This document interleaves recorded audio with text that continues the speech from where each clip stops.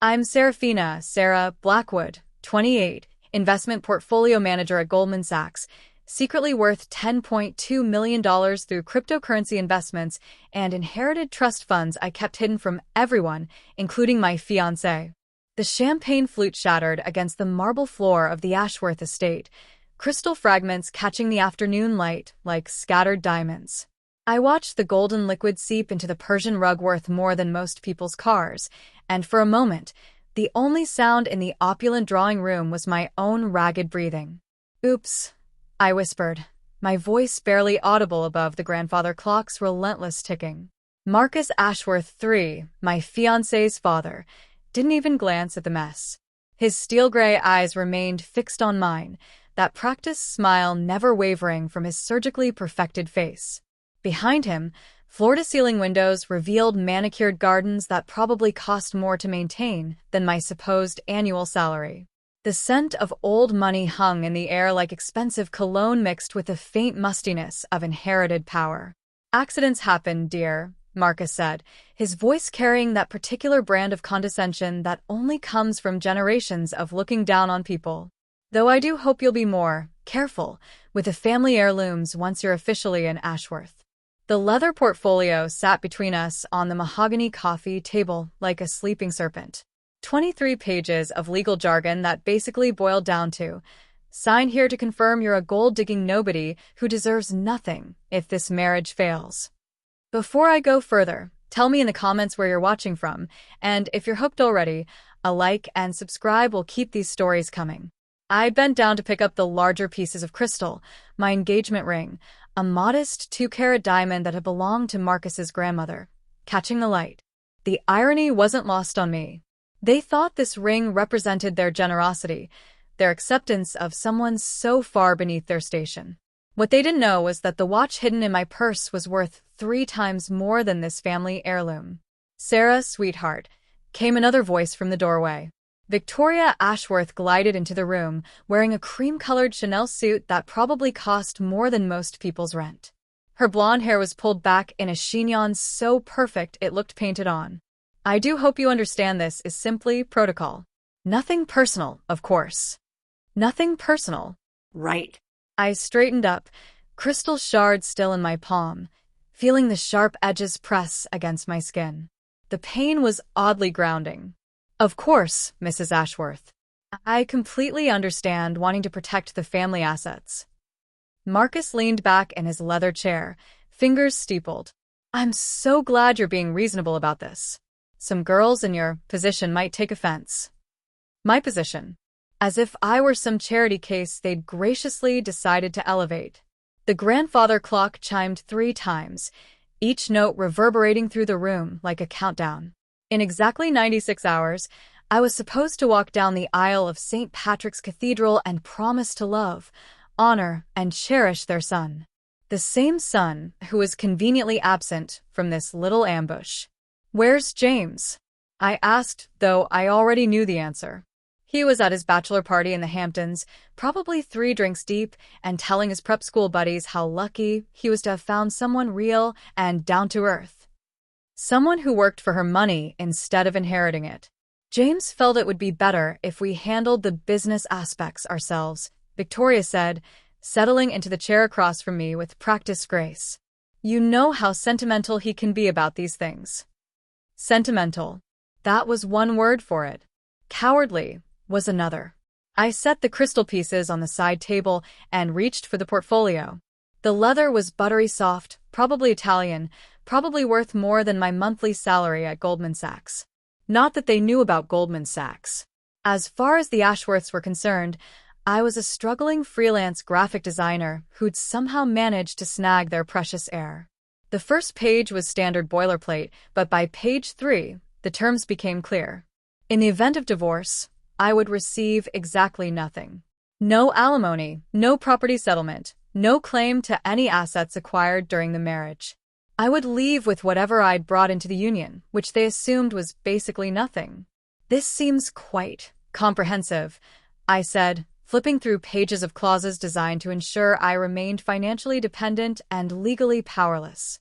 "Our lawyers are very thorough," Marcus said with obvious pride. The Ashworth family has been protecting its interests for over 2 centuries. We didn't build this empire by being careless with our resources. Empire. As if they were royalty instead of the descendants of a railroad baron who'd made his fortune exploiting immigrant workers. But I kept my expression neutral, even managed a small smile. I can see that. The afternoon sun shifted, casting long shadows across the room. Somewhere in the house, a door slammed, followed by the sound of heels clicking against marble. The staff, probably, going about their daily routines in this mausoleum of privilege. The scent of fresh flowers drifted in from the garden. Roses, I thought, though they smelled artificial somehow, as if even nature had to be perfected in this place. "There is one small matter," Victoria said, her voice taking on that particular tone wealthy women use when they're about to deliver a killing blow disguised as kindness. "The timeline." I looked up from the contract. "Timeline? Well, dear, these things do take time to process properly. Legal review, notarization, filing with the appropriate courts." She waved her manicured hand dismissively. "I'm afraid if you want to proceed with Saturday's ceremony, we'll need your signature today." Today. 4 days before the wedding. 4 days before 300 guests would gather to witness what they thought was a fairy tale romance between a wealthy heir and his Cinderella bride. The clock ticked louder now, or maybe that was just my heartbeat. I could feel sweat gathering at the base of my neck despite the room's perfect climate control. This wasn't a request. It was an ultimatum wrapped in silk and delivered with a smile. "I see," I said carefully. "And if I need time to review this with my own attorney?" The temperature in the room seemed to drop 10 degrees. Marcus's smile never wavered, but something cold flickered behind his eyes. "I'm afraid that would be problematic. The wedding preparations are quite advanced, as you know. Deposits have been made, arrangements finalized. It would be terribly unfortunate if we had to postpone due to legal complications." Postpone. Not cancel. Postpone. As if my hesitation to sign away my rights was merely an inconvenience to be managed. I closed the portfolio and set it back on the table. The leather made a soft thud against the wood, final as a judge's gavel. "I understand completely. You've been more than generous with your time and patience." Victoria's smile brightened. "I knew you'd be reasonable. James chose well." Chose well. Like I was a piece of furniture he'd selected for their drawing room. I stood up, smoothing down my dress, a simple navy sheath that had cost me $800 but probably looked like clearance rack to them. "I'll just need to make a quick phone call to let my graphic design client know I'll be delayed." "Of course, dear. Take all the time you need," Marcus said magnanimously. "We'll be right here when you're ready." I walked toward the French doors leading to the garden, my heels clicking against the marble in a rhythm that matched my racing pulse. Behind me, I could hear the soft murmur of the Ashworths' voices, probably congratulating themselves on how smoothly this was going. The garden was a masterpiece of controlled nature, every hedge perfectly trimmed, every flower bed geometrically precise. Even the fountain in the center seemed to bubble at exactly the right volume to create ambience without being intrusive. I pulled out my phone and dialed a number I knew by heart. Blackwood Holdings, came the crisp voice of my assistant. "Sarah, it's Sarah. I need you to conference in David Chin immediately." "Of course, Ms. Blackwood. One moment." Ms. Blackwood. Not the struggling artist the Ashworths thought they were dealing with, but the woman who'd turned a modest inheritance into a fortune through careful investments and a few very lucky cryptocurrency bets. The woman who owned a penthouse in Tribeca and a house in the Hamptons that would make the Ashworth estate look quaint. "Sarah?" David's voice came through clear and sharp. David Chun, senior partner at Chun, Morrison and Associates, the law firm that had been handling my family's affairs since before I was born. "What's the emergency?"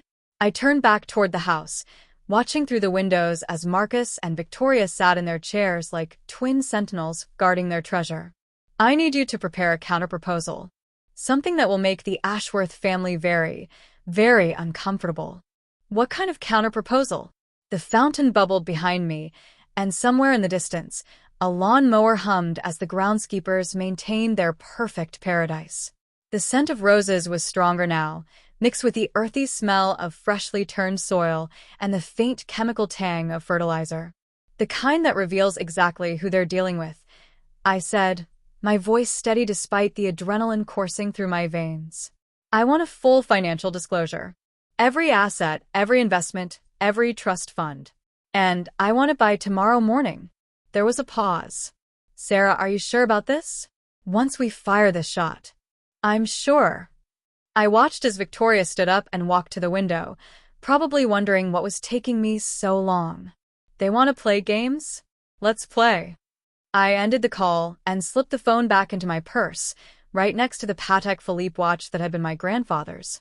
The same grandfather who'd built Blackwood Holdings from nothing, who taught me that sometimes you had to let people underestimate you before you showed them exactly what you were capable of. When I walked back into the drawing room, the Ashworths looked up expectantly. Marcus had poured himself a scotch, probably something aged and expensive that he'd used to toast his victory over the naive little gold digger. All settled? Victoria asked brightly. Almost, I said, settling back into my chair. The leather portfolio sat between us like a challenge. I do have just one tiny question about the contract. Of course, dear. What is it? I opened the portfolio to page 15, where the asset disclosure section outlined exactly what I would be bringing to the marriage. According to their research, it amounted to roughly $37,000 in savings, a 10-year-old Honda Civic, and some modest freelance equipment. This section here, I said, pointing to the relevant clause. It mentions full financial disclosure from both parties. I assume you'll be providing the same level of detail about the Ashworth family holdings. The room went very quiet. Even the grandfather clock seemed to pause mid-tick. Marcus set down his scotch glass with deliberate care. I'm sorry. Well, it's only fair, isn't it? I kept my voice light, innocent. If I'm disclosing my assets, surely the family I'm marrying into should do the same. For transparency. Victoria's smile flickered like a candle in the wind. Sarah, dear, I think you might be misunderstanding the purpose of this document. Oh, I understand perfectly, I said, closing the portfolio with a soft snap. This is about protecting family assets. I just want to make sure I know exactly what I'm helping to protect. The silence stretched between us like a taut wire. Outside, a bird called from somewhere in the perfect garden, its voice sharp and wild in contrast to the controlled environment of the drawing room. Marcus cleared his throat. The Ashworth family's financial arrangements are quite complex. Multiple trusts, international holdings, various corporate structures. I'm sure they are, I said, standing up again. Which is why I think it would be best if my attorney reviewed everything together. The prenup and the full family financial disclosure. Just to make sure we're all on the same page. I picked up my purse, feeling the weight of the watch inside. In a few hours, David would have preliminary reports on the Ashworth holdings. By tomorrow, I'd know exactly how much this family was worth and where every penny was hidden.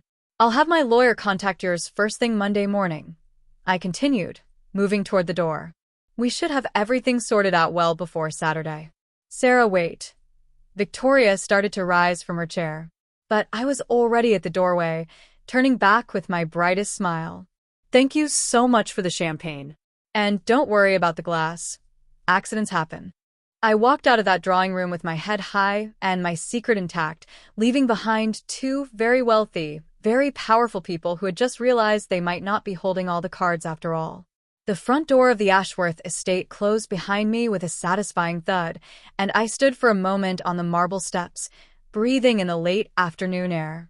My phone buzzed with a text message, and when I looked down, my blood turned to ice. The message was from an unknown number, but the photo was unmistakable.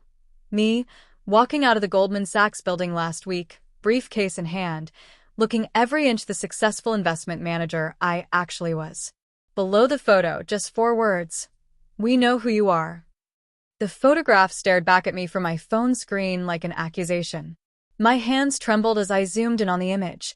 There I was in my charcoal Armani suit, the one I'd worn to the Pemberton Industries merger meeting, walking out of Goldman Sachs with the confidence of someone who belonged in those marble halls.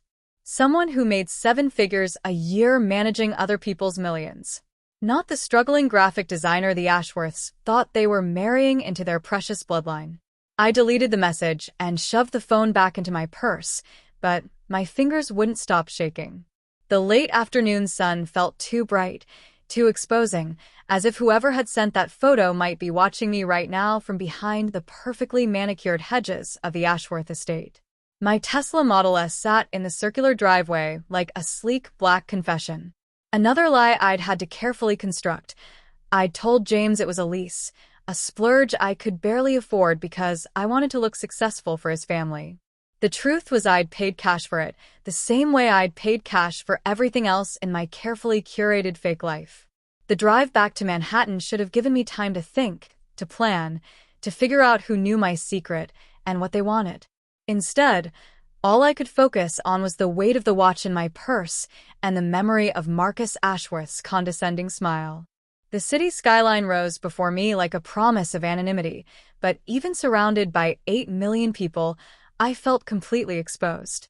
My phone rang as I pulled into the parking garage beneath my building. James's name flashed on the screen, and for a moment I considered letting it go to voicemail. But that would only delay the inevitable. "Hey, babe." His voice came through the car speakers, slightly slurred from whatever expensive liquor his groomsmen had been pouring down his throat. How did the meeting with my parents go? Meeting.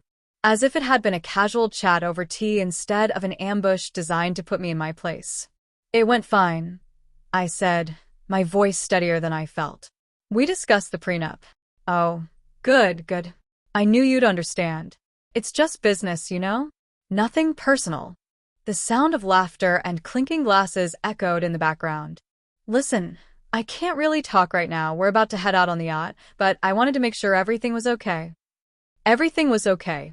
His parents had just tried to legally ensure I'd be left with nothing if our marriage failed. Someone was blackmailing me with photos that could destroy everything, and in 4 days I was supposed to promise to love and honor a man who couldn't even be bothered to have this conversation with me himself. "Everything's perfect," I said. "Have fun on the yacht. Love you, Sarah. You're the best." The line went dead, leaving me alone in the underground garage with the echo of his casual dismissal. "You're the best." Like I was a loyal golden retriever who'd just performed a particularly impressive trick. I took the elevator to the 42nd floor, my reflection multiplying infinitely in the mirrored walls. The woman staring back at me looked composed, professional, successful. She also looked like a complete stranger. My penthouse apartment was a study in controlled luxury, floor-to-ceiling windows overlooking Central Park, furniture that had been featured in Architectural Digest, art that I'd bought not because it matched my decor, but because I genuinely loved it. This was who I really was. Not the modest studio apartment in Queens that I'd shown James, with its carefully chosen second-hand furniture and strategically placed bills to suggest financial struggle. I poured myself a glass of wine, a 2015 Chateau Margaux that cost more than most people's monthly rent, and stood at the windows watching the sun set over the park. Somewhere out there, someone knew my secret. Someone who'd been watching me, photographing me, waiting for the right moment to strike. My phone buzzed again. Another unknown number, another message that made my blood freeze. This time it was a photo of my bank statement. Not the modest checking account I'd shown James when we talked about combining finances after the wedding, but my real account. The one with the balance that started with 8 digits. Below the photo, midnight. Pier 17. Come alone, or James gets a very interesting wedding gift. I set down the wine glass with shaking hands. The liquid sloshed against the crystal, creating tiny waves that caught the last rays of sunlight. Whoever this was, they weren't just threatening to expose me to the Ashworths. They were threatening to destroy everything I'd built with James. Not that what I'd built with James was particularly solid to begin with, I realized with a bitter laugh. Our entire relationship was founded on lies I'd told and assumptions he'd made. He'd fallen in love with a struggling artist who needed his family's money and connections. What would he do when he discovered he was actually marrying someone who could buy and sell his trust fund 3 times over? I walked to my home office, a sleek space dominated by multiple monitors displaying real-time market data. This was my sanctuary, the place where I'd turned my grandfather's modest inheritance into a fortune that would make the Ashworths' old money look quaint. Every trade, every investment, every calculated risk had been leading to this moment, financial independence that no prenup could touch. But financial independence meant nothing if I lost everything else in the process. I opened my laptop and pulled up the secure messaging system I used to communicate with David Chen. His response to my earlier request was already waiting, a preliminary report on Ashworth holdings that made for fascinating reading. The family wasn't quite as wealthy as they pretended to be. Oh, they were rich by any normal standard, but their fortune was largely tied up in illiquid assets, real estate, art, investments that looked impressive on paper but couldn't easily be converted to cash. Marcus's railroad fortune had been diluted through generations of heirs, and recent market downturns had hit their portfolio harder than they'd let on. More interesting was what David had discovered about their recent financial moves. Large transfers to offshore accounts, shell companies incorporated in the Cayman Islands, assets being quietly moved around in ways that suggested they were either hiding money from someone or preparing for a major financial hit. The Ashworths needed this wedding as much as they thought I did. James's trust fund was substantial, but it came with strings. He had to be married by his 30th birthday or the money reverted to the family foundation. His birthday was in 6 months. I was his insurance policy, just as his family's money was supposed to be mine. My phone rang, startling me out of my analysis. Sarah's name appeared on the screen, my assistant calling from the office, even though it was well past business hours. "Ms. Blackwood, I'm sorry to bother you, but there's been a development." "What kind of development?" "Someone's been asking questions about you. A private investigator, from what I can tell. He was here this afternoon, flashing a badge and asking about your schedule, your clients, your financial situation." My mouth went dry. "What did you tell him?" "Nothing, of course. I said I'd never heard of anyone named Seraphina Blackwood and suggested he check with building security about his credentials." Smart girl. I'd hired Sarah straight out of Columbia Business School, and her discretion was worth every penny of her 6-figure salary. "Did you get a name? A company?" He left a card, but it looked fake. Generic design, no real contact information. "But Ms. Blackwood." She paused, and I could hear the concern in her voice. "He knew things. About your cryptocurrency investments, about the Pemberton deal, about your engagement to James Ashworth." The room suddenly felt too small, too exposed. Someone had been digging deep into my life, connecting dots I'd thought were safely separated.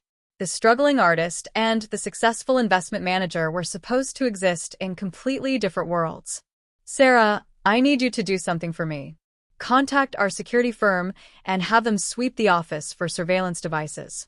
Then I want you to pull all the files on my personal accounts and lock them in the vault. No one gets access without my direct authorization."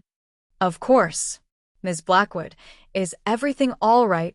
Everything was falling apart, but I couldn't tell her that. "Just being cautious. I'll be in touch." I ended the call and walked back to the windows. The city sparkled below me like a circuit board, millions of lights representing millions of lives, millions of secrets. Somewhere in that maze of glass and steel, someone was pulling strings, manipulating events, turning my carefully constructed life into a house of cards ready to collapse. The clock on my desk chimed 11 times. 1 hour until my mysterious appointment at Pier 17. 1 hour to decide whether to face whatever trap was waiting for me or run and hope I could disappear before everything unraveled.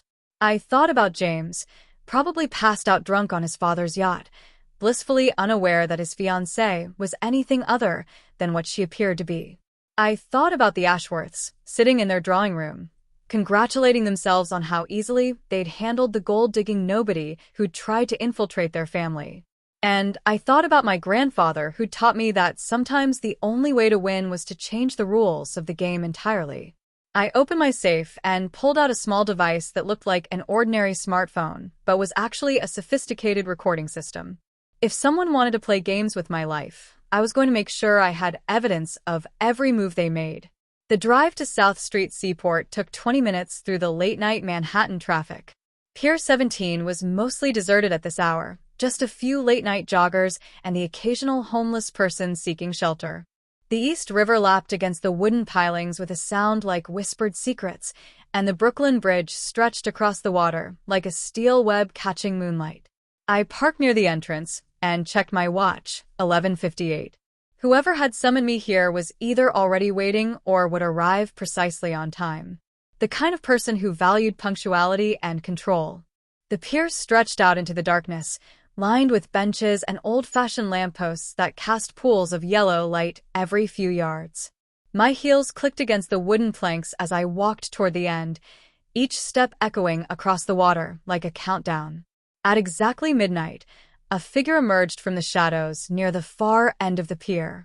Tall, well-dressed, moving with the kind of confidence that came from holding all the cards.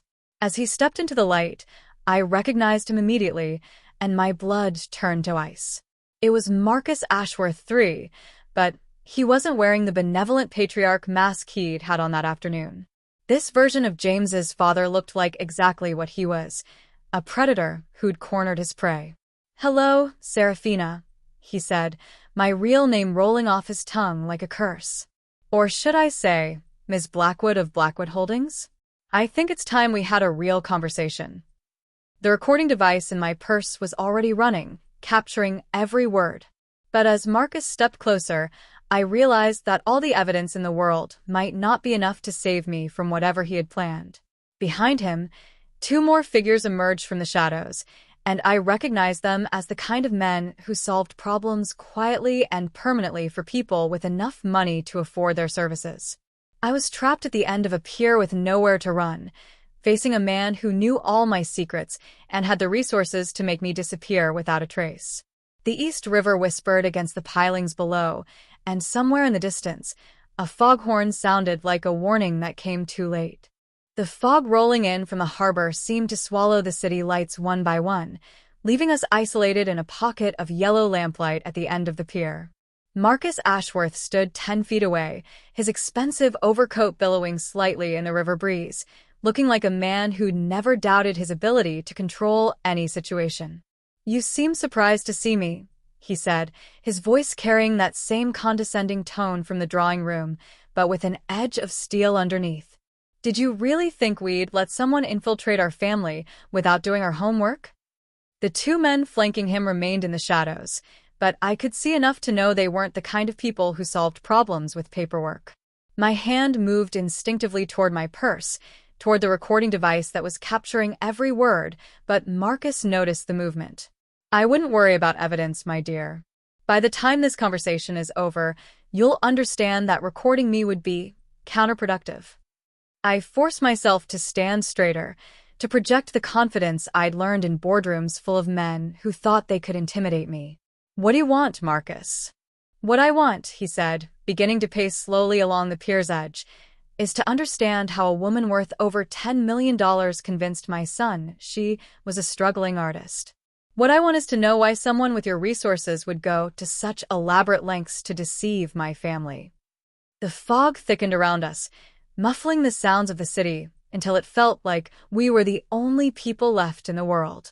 I could smell the river, brackish and cold, mixed with the expensive cologne Marcus wore, and something else, something that reminded me of my grandfather's study, of old leather and older secrets. "Maybe I fell in love," I said, though the words tasted like ash in my mouth. Marcus laughed, a sound like breaking glass. "Love. How wonderfully naive. Do you know what I think happened? I think you researched my family, identified James as a target, and constructed an elaborate con to get your hands on our money." "Your money?" I couldn't help the bitter laugh that escaped. "Marcus, I could buy your entire estate with what I made last quarter. Why would I need your money?" "Because money isn't just about the numbers in your account, is it, Seraphina? It's about legitimacy. Acceptance. The kind of social standing that can't be bought, only inherited or married into." He was closer now, close enough that I could see the calculation in his eyes, the way he was studying my reactions like a scientist observing a specimen. Behind him, One of his companions shifted position, and I caught a glimpse of something metallic under his jacket. "You built your fortune in cryptocurrency and tech investments," Marcus continued. "New money. Volatile money. The kind that can disappear as quickly as it appeared. But the Ashworth name? That's been solid for 2 centuries. That's the kind of security you can't get from any portfolio." The recording device in my purse felt heavier with each word. He was right about some things. I had researched his family before I'd ever met James. But not for the reasons he thought. "You want to know the truth?" I said, my voice steadier than I felt. "Fine. I'll tell you the truth." I reached into my purse, moving slowly so his bodyguards wouldn't get nervous, and pulled out the Patek Philippe watch. It caught the lamplight, its platinum case gleaming like captured starlight. This belonged to my grandfather, Thomas Blackwood. You might remember him. He was the one who saved your family's railroad company from bankruptcy in 1987. Marcus's confident expression flickered for just a moment, but it was enough. I pressed my advantage. "Blackwood Holdings didn't just invest in Ashworth Industries, Marcus. We saved it. My grandfather pumped $50 million into your failing company when no one else would touch it. And do you know what your father promised him in return?" The fog swirled around us like ghosts of old conversations, old debts that had never been properly settled. Marcus was no longer pacing, no longer projecting that casual dominance. He was listening. "A partnership," I continued. "Equal shares in the rebuilt company. A seat on the board for the Blackwood family. Recognition for what we'd done." I held up the watch, letting it catch the light. "Instead, your father waited until my grandfather died, then buried the paperwork and pretended the debt never existed." "That's impossible," Marcus said, but his voice lacked conviction. "There would be records." "There are records. Locked away in a safety deposit box in Switzerland, along with correspondence between our families that makes very interesting reading. Did you know your father wrote to my grandfather about how grateful he was for our temporary assistance? How he looked forward to honoring their agreement once the company was stable again." I could see the wheels turning in Marcus's head, the calculations shifting as he realized this wasn't the simple blackmail scenario he'd prepared for. This was something much more dangerous, a legitimate claim on his family's fortune that went back decades. "Even if that were true," he said carefully, "the statute of limitations doesn't apply to fraud," I finished. And that's what it was, wasn't it? Deliberate fraud. Your father took my grandfather's money, used it to rebuild the company, then systematically erased any evidence of the partnership agreement. The river lapped against the pier pilings below us, a rhythmic sound like a heartbeat. One of Marcus's companions whispered something in his ear, but he waved the man away with an irritated gesture. "What do you want?" he asked finally. "Originally, I wanted justice. I wanted the Ashworth family to acknowledge what they owed mine. I thought if I could get close to James, if I could become part of the family, I might be able to find the evidence I needed to prove what really happened. And now," I smiled, feeling the power shift between us like a physical thing. "Now I have something better than evidence. I have leverage." I pulled out my phone and showed him the screen. David Chen's preliminary report on Ashworth Holdings was displayed, highlighting the offshore accounts, the shell companies, the careful movement of assets that suggested the family was preparing for something big. "You're planning to declare bankruptcy," I said. "Probably right after James's 30th birthday, once his trust fund is safely transferred. You'll claim the family fortune was lost to bad investments, maybe a Ponzi scheme or market manipulation. The creditors will get pennies on the dollar, and the real assets will be safely hidden in the Cayman Islands." Marcus's face had gone pale in the lamplight. "You can't prove any of that." "I don't have to prove it. I just have to suggest it. One phone call to the SEC, one anonymous tip about suspicious financial activity, and your entire house of cards comes tumbling down. The investigation alone would freeze your assets for years."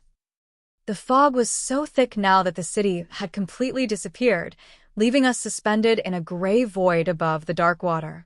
Marcus's bodyguards had moved closer, but he held up a hand to stop them. "What do you want?" he repeated, but this time it wasn't a question. It was a negotiation. I want what my grandfather was promised. 50% of Ashworth Holdings, backdated to 1987, with interest compounded annually. I want a formal acknowledgement of the debt and a public apology for your father's fraud. That's impossible. The company isn't worth what it was. Then you should have thought of that before you tried to cheat my family. I stepped closer, close enough to see the fear in his eyes. But I'm not unreasonable, Marcus. I'm willing to settle for something more manageable. What kind of settlement? James's trust fund. All of it. Transferred to me immediately after the wedding, along with the controlling interest in the family foundation. In exchange, I'll keep quiet about your bankruptcy scheme and your father's fraud. Marcus was quiet for a long moment, staring out at the invisible city beyond the fog. When he finally spoke, his voice was barely above a whisper. And if I refuse? Then I make some phone calls. The SEC gets an anonymous tip about your offshore accounts. The IRS gets a detailed report about your tax avoidance schemes. And James gets a very interesting wedding present, copies of all the documents proving how his family really made their money. You're bluffing. I pulled out another device from my purse, not the recording system, but a satellite phone with a direct line to David Chen's emergency number. Try me. The silence stretched between us like a taut wire. Somewhere in the fog, a boat horn sounded, low and mournful. Marcus's bodyguards shifted nervously, waiting for orders that didn't come. Finally, Marcus reached into his coat and pulled out an envelope. You're not the only one who's been doing research, Seraphina. He handed me the envelope, and with trembling fingers, I opened it. Inside were photographs, not of me leaving Goldman Sachs, but of something much worse. Pictures of my grandfather's study, of documents I thought were safely hidden, of meetings between Thomas Blackwood and Marcus's father that I'd never known existed. Your grandfather wasn't the innocent victim you think he was, Marcus said, his confidence returning. He was a partner in the bankruptcy scheme. The $50 million wasn't an investment, it was money laundering. Dirty money from arms deals and drug cartels that needed to be cleaned through legitimate businesses.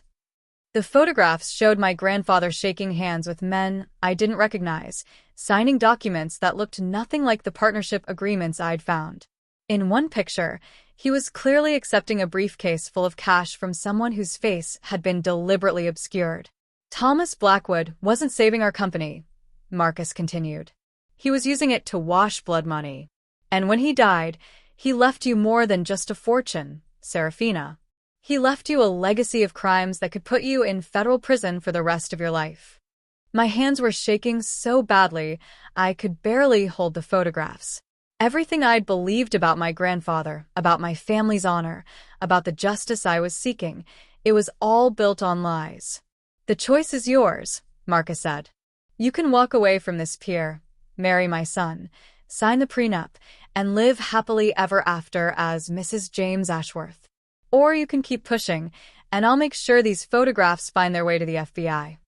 The fog swirled around us like the ghosts of all the lies we'd told, all the secrets we'd buried. I thought about James, drunk on his father's yacht, blissfully unaware that his fiancée and his father were playing a game that could destroy them all. I thought about the wedding in 3 days, about the 300 guests who would witness what they thought was a fairy tale. And I thought about my grandfather's watch, heavy in my hand, and wondered if it had been bought with blood money. There's a third option, I said finally, my voice cutting through the fog like a blade. Marcus raised an eyebrow. Oh. I pulled out my phone and showed him the screen. Not David Chen's report this time, but a live video feed from the drawing room of the Ashworth estate. The same room where we'd had our little chat about the prenup, now empty except for the leather portfolio still sitting on the coffee table.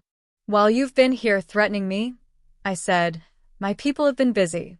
That portfolio you wanted me to sign? It's been replaced with something much more interesting. A detailed confession of your bankruptcy scheme, your father's fraud, and your family's money laundering operation. All written in your handwriting, all signed with your signature. Marcus's face went white. That's impossible. The house is secure. Your security system was designed to keep out burglars, not investment bankers with unlimited resources and very good connections. I smiled, feeling the power shift back in my direction. "Did you really think I'd come to this meeting unprepared?" One of his bodyguards was speaking urgently into a radio, probably trying to contact the estate. From his expression, I could tell they weren't getting through. "The confession will be discovered tomorrow morning by your housekeeper," I continued. "She'll immediately contact the police, who will find a very distraught Marcus Ashworth III, apparently overcome with guilt about his family's crimes. The note will explain how you couldn't live with the shame anymore, how you decided to end it all rather than face prosecution." "You're insane," Marcus whispered. "I'm thorough. The same way my grandfather was thorough when he documented every single transaction between your families. The same way I've been thorough in documenting your threats tonight." I held up the recording device, its red light blinking steadily in the fog. "Everything you've said, every threat you've made, every crime you've confessed to, it's all been recorded. And if anything happens to me, if I have any kind of accident or mysterious disappearance, copies of this recording will be automatically sent to the FBI, the SEC, and every major news outlet in the country." The fog was beginning to lift, revealing the glittering lights of Manhattan in the distance. Dawn was still hours away, but I could feel the darkness starting to recede. "So here's what's going to happen," I said, my voice steady and clear. "You're going to go home and destroy that confession before anyone finds it. You're going to transfer James's trust fund to an account I'll specify. And you're going to make sure that Prenup disappears forever. And in return, I'll marry your son and become the perfect daughter-in-law. I'll keep your secrets, protect your reputation, and help you maintain the illusion that the Ashworth family is everything it pretends to be." Marcus stared at me for a long moment, and I could see him weighing his options, calculating the odds, trying to find an angle I hadn't considered. But there wasn't one. I'd learned from the best, from my grandfather, who'd played this game long before I was born, and from Marcus himself, who just taught me that sometimes the only way to win was to be willing to lose everything.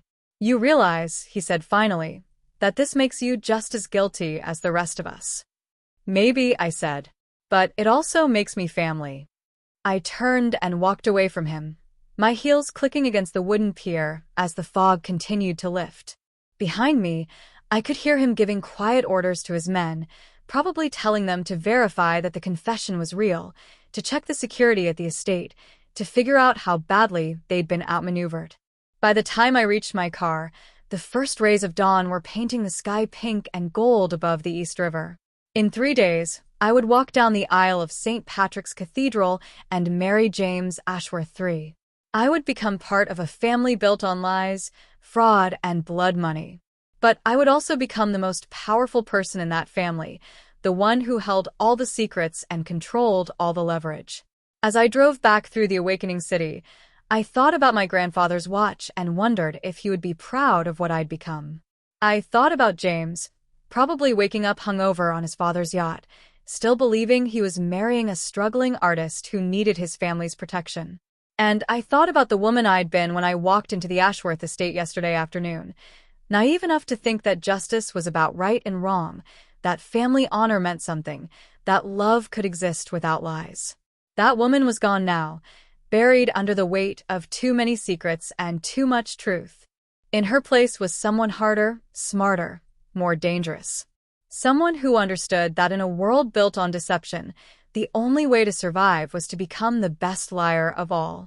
My phone buzzed with a text from James. "Can't wait to see you at the altar, babe. You're going to make the most beautiful bride." I smiled as I typed back. "I can't wait either. It's going to be the wedding of the century." And it would be. Just not for the reasons he thought.